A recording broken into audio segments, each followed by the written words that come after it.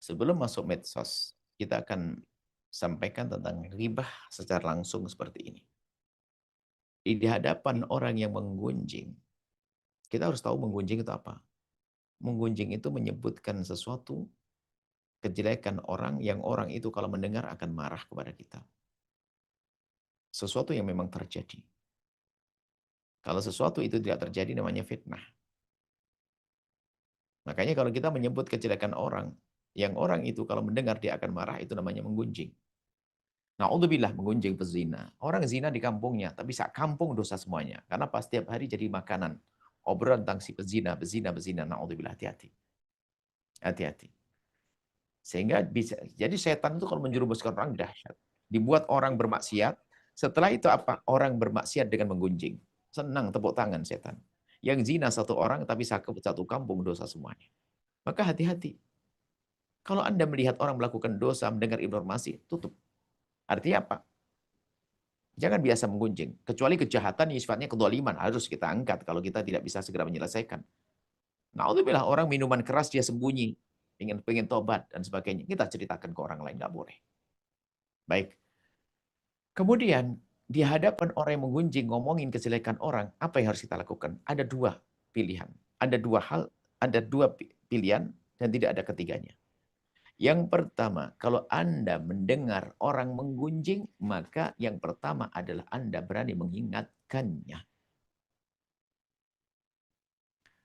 Jika Anda tidak mampu mengingatkannya, maka Anda harus meninggalkannya.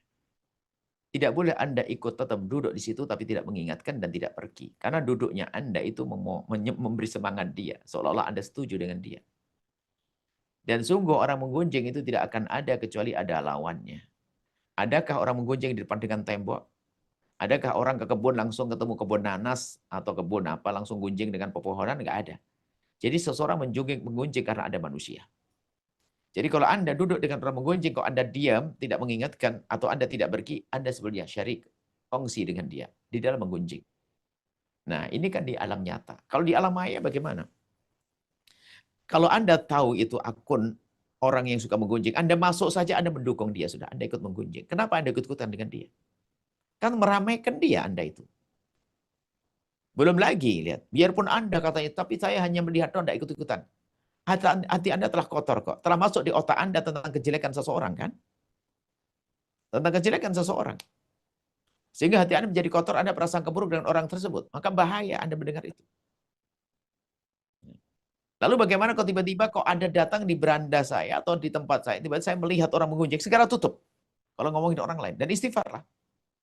Mohon ampun kepada Allah. Harus seperti itu. Kita harus membatasi telinga kita dari mendengar kejelekan orang. Mendengar kejelekan orang, hati-hati. Kalau Anda sengaja membuka, melihat, Anda menguatkan dia. Itu bagian daripada menggunjing. Anda ikut masuk. Kan dalam medsos itu kan ada, kalau kita masuk, itu kan terdata, berarti saya ikut masuk melihatnya. Melihatnya adalah poin atau apa, terserah namanya apa, kita tidak paham itu. Itu kita ikut mendukung dong. Mendukung kemaksiatan, kekunjingannya.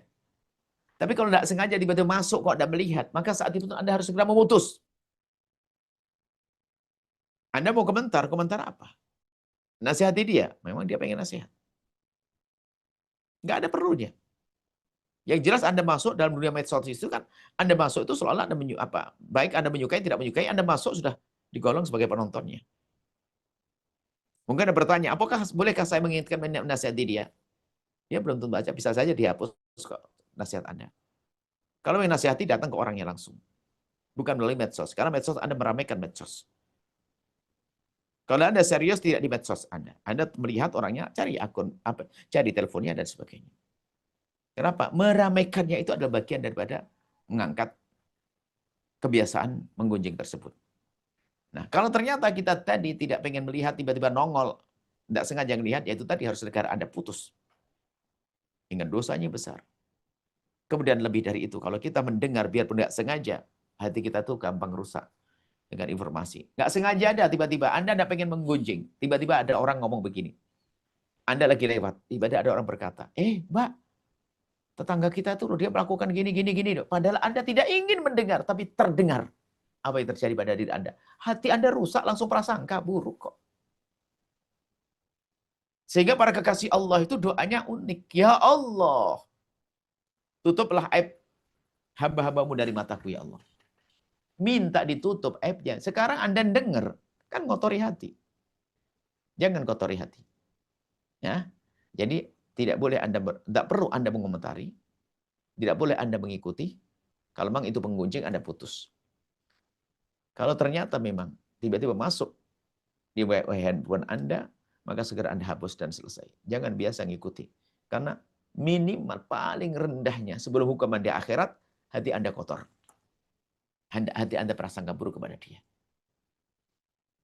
Semoga Allah menjauhkan mata kita dari melihat kejelekan orang lain.